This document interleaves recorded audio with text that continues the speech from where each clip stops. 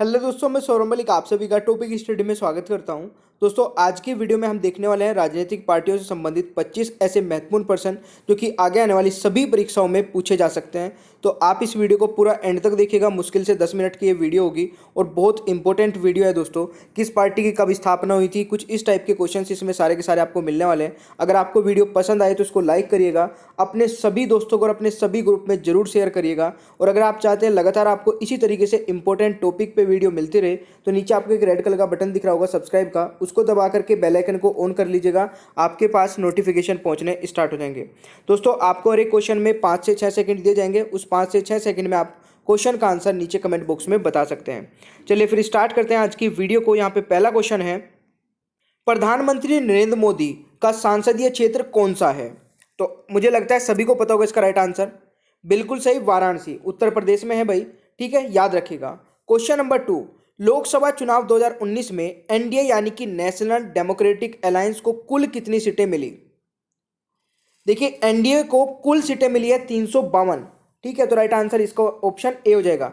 अगर बात करूं मैं यूपीए की, देखिए एनडीए क्या होता है? एनडीए का मतलब है कि अभी बीजेपी और बीजेपी के साथ में जितनी भी सहायक पार्टियां हैं वो सबको मिला के एनडीए है। और यूपीए की फुल फॉर्म आपकी, पहले यूपीए की फुल फॉर्म सुन लीजिए, यूनाइटेड प्रोग्रेसिव अलायंस। यानी कि यूपीए वो है जो अभी कांग्रेस और कांग्रेस के साथ में सभी पार्टी को मिला के यूपीए बन जाता है। यूपीए को आपको मिली है सीट कितनी, 87। और अन्य पार्टी जो क्षेत्रीय दल होती हैं उनको मिली है 103 सीटें। ठीक है, तो यहाँ पे ये भी याद रखिएगा यूपीए को कितनी सीट मिली है, 87 सीटें मिली है। ठीक है दोस्तों, और कुल कितनी सीटों पे चुनाव हुआ है? 542 सीटों पे चुनाव हुआ है। चलिए नेक्स्ट क्वेश्चन पे चलते हैं। क्वेश्चन नंबर 3 है दोस्तों, भारतीय राष्ट्रीय कांग्रेस का गठन किस वर्ष हुआ था?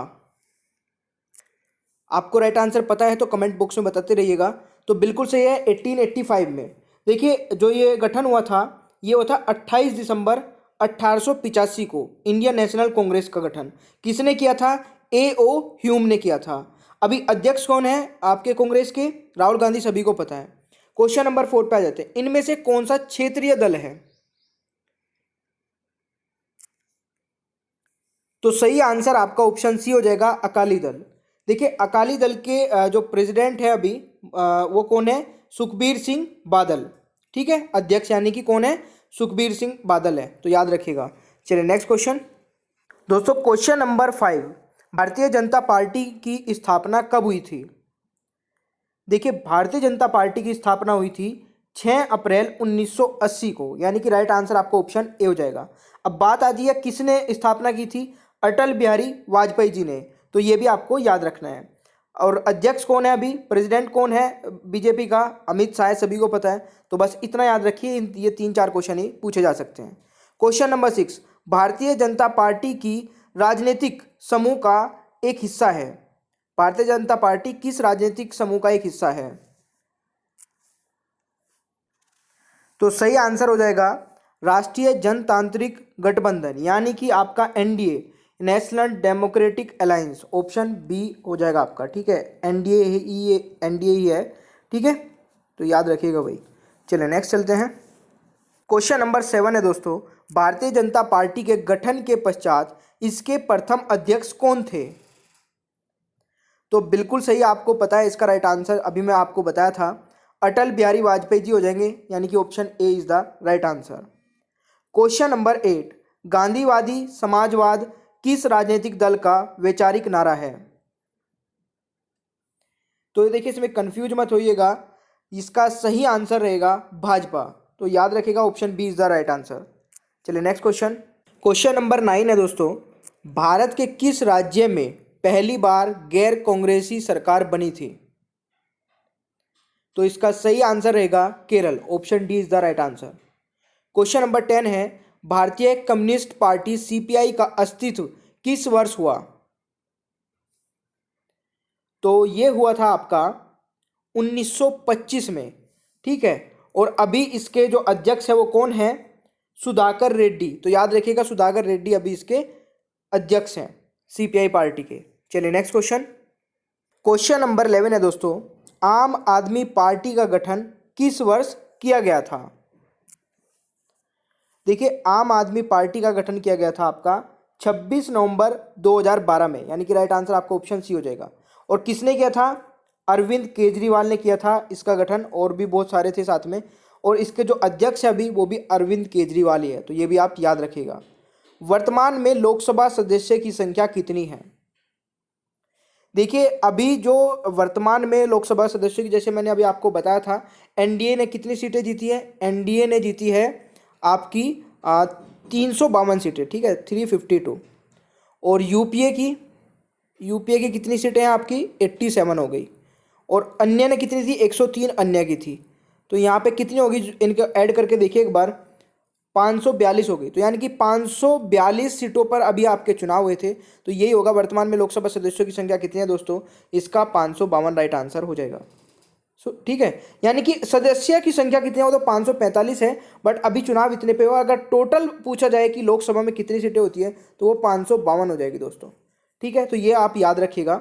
ठीक है, चलिए क्वेश्चन नंबर 13 है दोस्तों। द्राविड मुनेत्र कड़गम यानी कि डीएमके की स्थापना किसने की? डीएमके पार्टी है दोस्तों ये, और इसकी स्थापना किसने की थी? सीएन अन्नादुरई ने। ठीक है, तो ऑप्शन सी राइट आंसर हो जाएगा। देखिए अब की बार 2019 के लोकसभा चुनाव में ये तीसरी सबसे बड़ी पार्टी रही। पहले नंबर पे बीजेपी, दूसरे पे कांग्रेस और तीसरे पे ये 23 सीटें इसको मिली थी। तो ये भी आप याद रखिएगा, ये क्वेश्चन भी आ सकता है। क्वेश्चन नंबर 14 है, केंद्र में पहली बार गैर कांग्रेस सरकार किस वर्ष बनी थी? दोस्तों ये बनी थी आपकी 1977 में। तो ये याद रखिएगा, केंद्र में पहली बार गैर कांग्रेस सरकार कब बनी थी? 1977 में। बहुत इंपॉर्टेंट क्वेश्चन है। अब बात आती है किस पार्टी की सरकार बनी थी। देखिए जनता अलायंस की बनी थी, बट इसमें जो मेन लीडिंग पार्टी थी वो जनता पार्टी थी। जनता पार्टी। और यहाँ उस टाइम के जो प्राइम मिनिस्टर बने थे वो कौन बने थे? मोरारजी देसाई सही आंसर हो जाएगा। ठीक है दोस्तों, तो ये चीज़ें आपको याद रखनी है। तो पहली बार कब बनी थी? ये बनी थी 1977 में, और मोरारजी देसाई हमारे देश के प्रधानमंत्री बने थे। ठीक है दोस्तों, चलिए नेक्स्ट क्वेश्चन नंबर 15 है दोस्तों। भारत में राजनीतिक दल को मान्यता कौन देता है? तो बिल्कुल सही आप सोच रहे हैं, यहाँ पे निर्वाचन आयोग ही देता है। तो राइट आंसर आपका ऑप्शन सी हो जाएगा। एक है, वर्तमान समय में देश में राष्ट्रीय दलों की कुल संख्या कितनी है? नेशनल पार्टीज कितनी है? देखिए वर्तमान में नेशनल पार्टी है दोस्तों 7। तो इसका सही आंसर हो जाएगा ऑप्शन सी। अब 7 कौन कौन सी पार्टी है? देखिए पहली भारतीय जनता पार्टी, दूसरी आप नेशनल कांग्रेस यानी कि कांग्रेस हो जाएगी, इंडियन नेशनल कांग्रेस।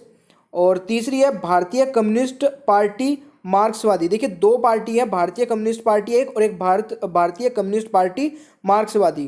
तो ये 2 पार्टियाँ याद रखिएगा। बहुजन समाज पार्टी है, समाजवादी पार्टी है, सॉरी राष्ट्रवादी कांग्रेस पार्टी है, और एक है अखिल भारतीय तृणमूल कांग्रेस, ये वाली पार्टी है।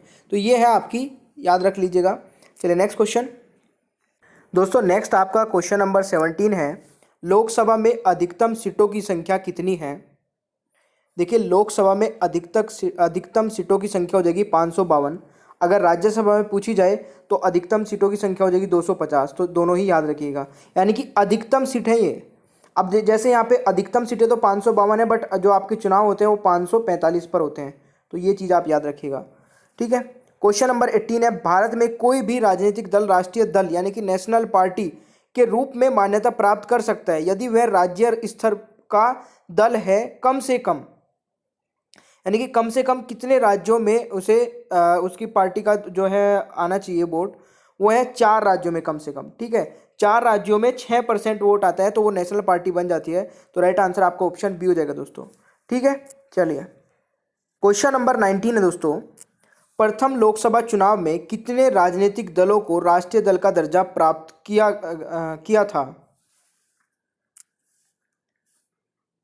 तो सही आंसर कितना हो जाएगा दोस्तों? 14।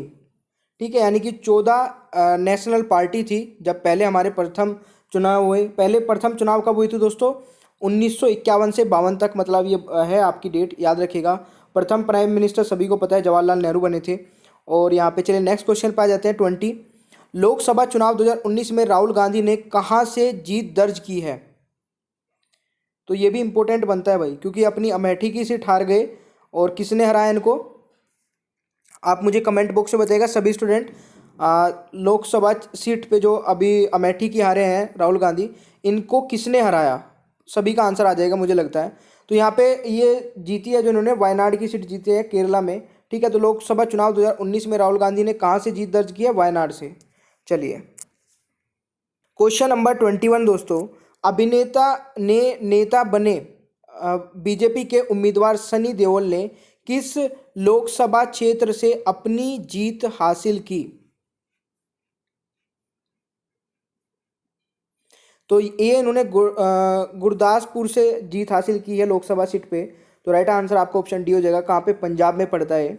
क्वेश्चन नंबर 22, लोकसभा में पूर्ण बहुमत वाली सरकार बनने के लिए या बनाने के लिए किसी एक दल के पास कितनी सीटें होनी चाहिए? देखिए कुल कितनी सीटें होनी चाहिए? 272 सीटें अगर जिस भी पार्टी के पास है तो वो पूर्ण बहुमत की सरकार बना सकती है। अब देखिए पूर्ण बहुमत की सरकार अभी तक हमारे देश में कितनी बार बनी है, तो मैं आपको याद दिला दूं। नेहरू जो मतलब जो हमारा फर्स्ट इलेक्शन हुआ था 1952 में, 51-52 में, तो तब हमारे देश में पहली बार पूर्ण बहुमत की सरकार बनी थी। तो जिस टाइम पे नेहरू प्रधानमंत्री रहे थे 1952 में बनी थी।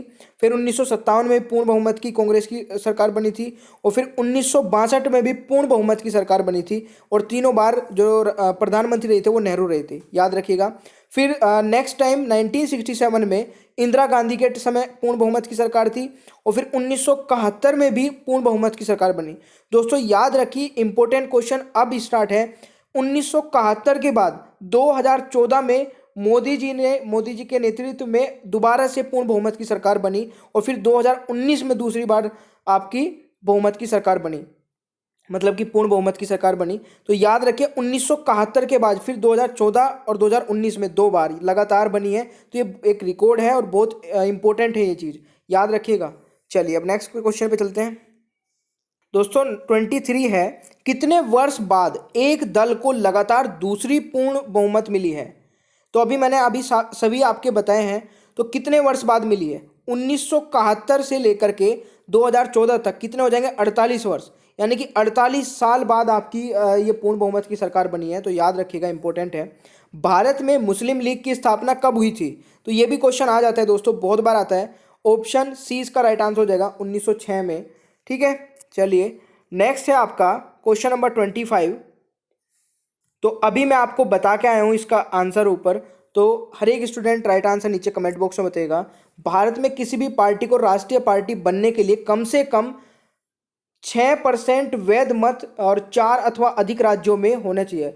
यानी कि देखिए 4 राज्यों में चुनाव लड़ने के बाद में 6% वोट उस दल को मिलने चाहिए, तभी वो नेशनल पार्टी या राष्ट्रीय पार्टी बन सकता है।